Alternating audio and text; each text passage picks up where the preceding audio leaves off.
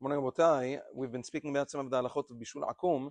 Yesterday we said that the conditions to prohibit bishul akum are when the foods are not able to be eaten raw and they are oleh al shulchan melachim, which means that they would be served on a king's or otherwise official table.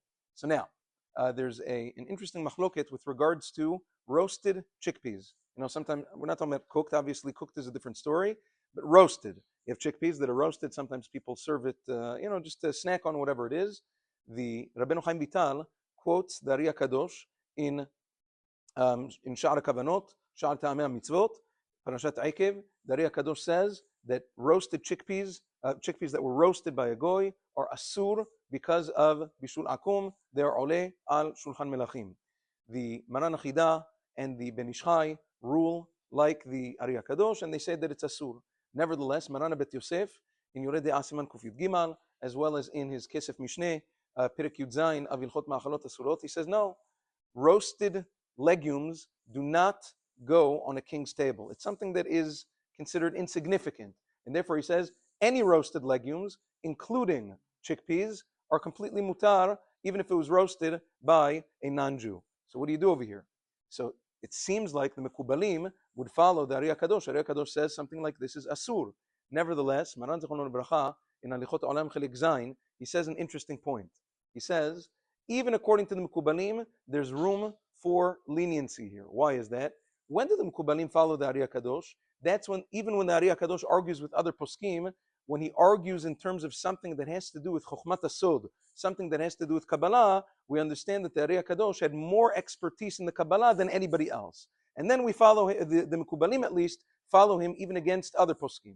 But over here, the Ari Kadosh wasn't paskening according to Kabbalah. He was paskening because he felt that this was Oleh al Shulchan Melachim. This is the Ari Kadosh weighing in from a halachic standpoint, not from a Kabbalistic standpoint. And therefore, there's no necessity to follow the Ari Kadosh over the other poskim, especially Maran Bet Yosef, who says meforash that such a thing is mutar, and therefore la halacha Maran Zechron Bracha says roasted chickpeas or any other legumes are mutar. For the same price, by the way, the Ari Kadosh says that if a goy makes a coffee, let's say a goy prepares you a coffee, the goy had to roast the coffee beans, and then he makes you a coffee. Ari Kadosh says that coffee is asur mishum bishul akum. It's asur to drink it. It says meforash.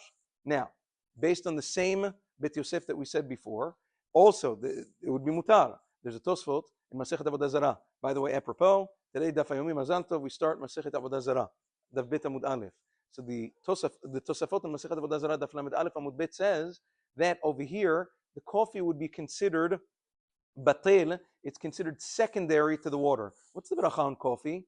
If the coffee was the ikar, you'd make borei pri ha'etz. We don't. We make a she'akol. And therefore what? The coffee beans are just batel to the water. The Tosafot say the same thing about beer. Let's say a goy brewed beer. What's the primary ingredient of beer? What are you going to tell me? Barley. If that's the case, then beer should be borei min mezonot, and it's not. Therefore, he says there's no issue of bishul akum when it comes to beer. For the same price, Maran Zechron Bracha says there's no bishul akum when it comes to coffee. And according to the letter of the law, I'm not talking about other kashrut concerns. Sometimes if a goy makes you coffee, you have to make sure there's other things that are taken care of. The milk is halav Yisrael if you're makpid, all sorts of other things. But according to the letter of the law, bishul akum le'alacha is not a problem with regards to a goy having made you coffee. For this reason, Maran Zechron Bracha in Chavedat Chelik Dalet rules that it is permissible if a person is on a non-Jewish airline and they serve coffee. He says, according to the letter of the law, it is permissible for a person to have a coffee on an airplane, even if it's a non-Jewish airline, because bishul akum is not an issue, and other things he speaks about over there, bliot and things like that, are not an issue either. You can't have the coffee on the flight. Have a wonderful day, and Shabbat Shalom. This evening, B'ezrat Hashem, downstairs the earlier minyan for Mincha will be at 6:35, up here at 7. Have a wonderful day, and again, Shabbat Shalom.